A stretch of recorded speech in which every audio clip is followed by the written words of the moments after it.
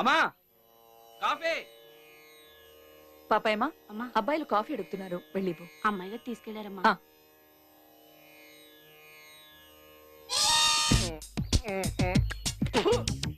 మనకి సేతు వాటం ఎక్కువ ఇంట్లో కూడా అనుమానం వచ్చినట్టుంది.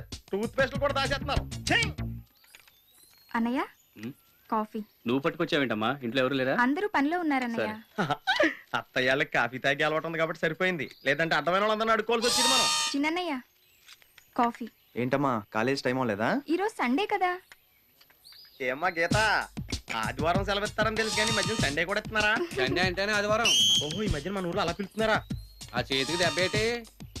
మా ఇంటి ముందు మెట్లు ఉన్నాయి, కనపడుతున్నాయా? కనపడుతున్నాయి. రాత్రి మాకే కనపడలేదు. తమరంకా మందు మాలేదేటి?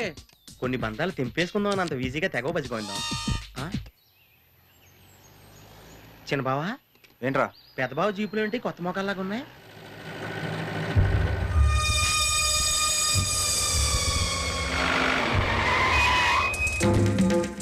ఏంటన్నయ్య బండి అయిపోయిందా? ఆగిపోయిందిరా, స్టార్ట్ అవట్లేదు. పొద్దున్నే అపశేకనం.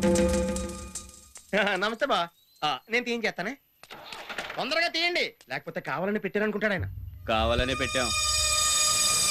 తప్పు బావా, ఊరి పెద్ద మనుషులు రోడ్డు మీద నిలబెట్టడం బాగోదు తెలుసా? చా ఏం బాగోదు? నడి రోడ్డు మీద అర్ధనగ్న ప్రదర్శనలు చేయొద్దని ఆ పెద్ద మనిషితో చెప్పు. చెప్పక్కర్లేదా, నేనే ఉంటాడు. బాపినాడు వస్తాను బా. అయిపోయి వీళ్ళు ఫిల్టర్ కాఫీ ఇస్తానంటే వచ్చాను బావ. వీళ్ళని తోట బంగ్లాలో దింపిరా. అన్నయ్య సన్నాసి ఒకడు మన ఊర్లో తిరుగుతున్నా అంట.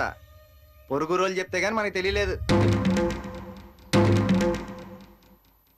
జనాల చేత దండాలు పెట్టించుకోవడానికి కాషాయ వస్త్రాలు వేసుకుని నామాలు పెట్టుకుని తిరగడం ప్రతి ఒక్కడికి బాగా అలవాటైపోయిందిరా.